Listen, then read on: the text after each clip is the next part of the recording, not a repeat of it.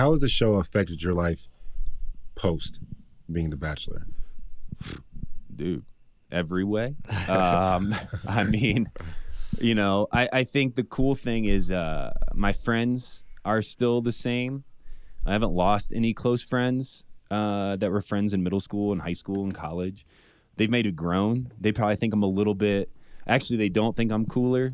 They told me I was going to be king of the nerds if I became The Bachelor, and then became The Bachelor, and like, you're king of the nerds. I don't know if any of them even watched it. I don't know if I've ever talked to them about the show much, other than like, you know, hey, I'm going. Back in the day, I was like, hey, I'm going to LA for this. So my friendships stay the same. My family relationship has gotten even better because we get to do cool stuff together. Like, my dad gets to caddy for me now at golf tournaments that I get invited to, and we play alongside people that I grew up like watching on television, and he gets to sit down and have, you know, dinner next to some of the old former Cubs, and he's a big Cubs fan, so we freak out about that, and that's cool.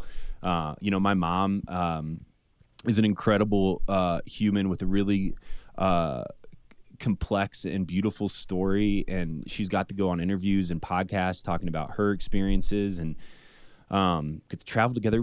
So that's been cool. I'd say the biggest change for me is career. I was a software salesman. I wasn't a good one.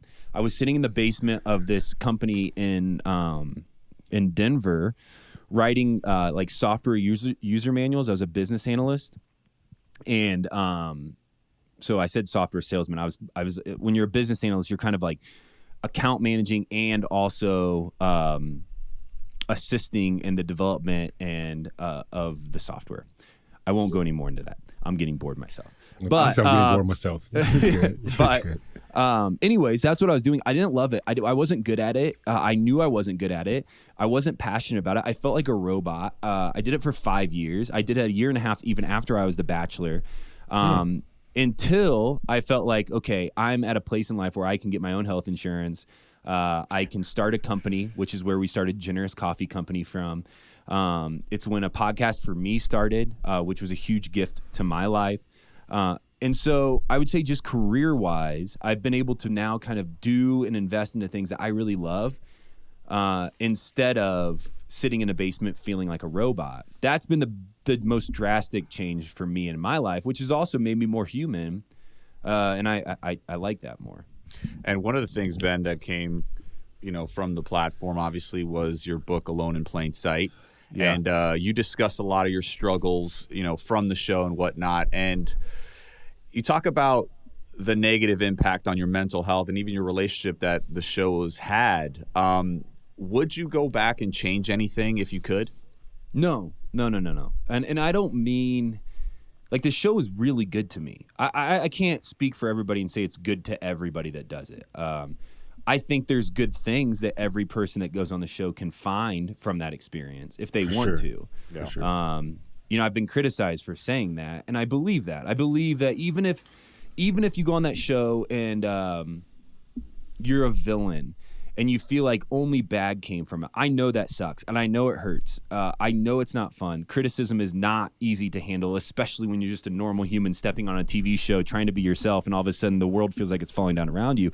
However, I believe that if we all took the time to maybe not accept every piece of criticism, in fact, maybe don't accept any of the criticism, but to learn from what you're seeing and how you're behaving on television, I believe that's a really healthy human behavior. I think you can grow from that. And learning lesson, yeah. It's a learning lesson. And you've seen people, like, we could sit here and name off people who have gone on the show who have been viewed poorly, but then maybe gone back on Paradise, or maybe just gone back into the spotlight and said, hey, I have some stuff to work on. I'm going to try to tweak some stuff and figure out why I behave this way.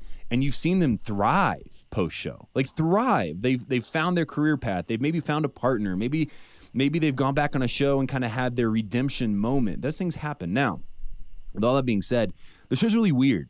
I remember where I was at when I got the phone call to be The Bachelor. I was at a meeting in Tampa, Florida, which is where I was working at the time, going back and forth between Denver and Tampa.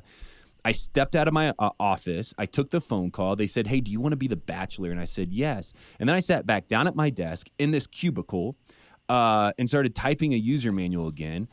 I don't know, 6 weeks later, I show up to LA. They pick me up in a black car. I go to this big old mansion. They have me staying at some 4 seasons or 5 seasons, whatever that really fancy hotel is called there. And I'm feeling like a rock star. Like a rock star. I was watching the ball drop on New Year's, and there's a big old poster of me up against this building. Like, you feel like king of the world. And that to me was more unhealthy.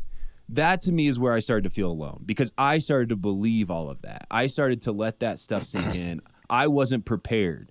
And I always joke about this, and people kind of like laugh and be like, oh, you're so funny. Or not, you're so funny. They've never said that about me. I guess they would say, like, you're self-deprecating. So it's like endearing, I think would be the word.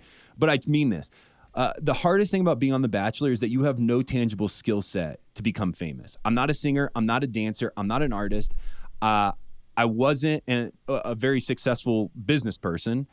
And so all of a sudden you just get put on The Bachelor because they think you can date a bunch of people successfully and maybe well. And because of that, after a while, I had nothing to be proud of.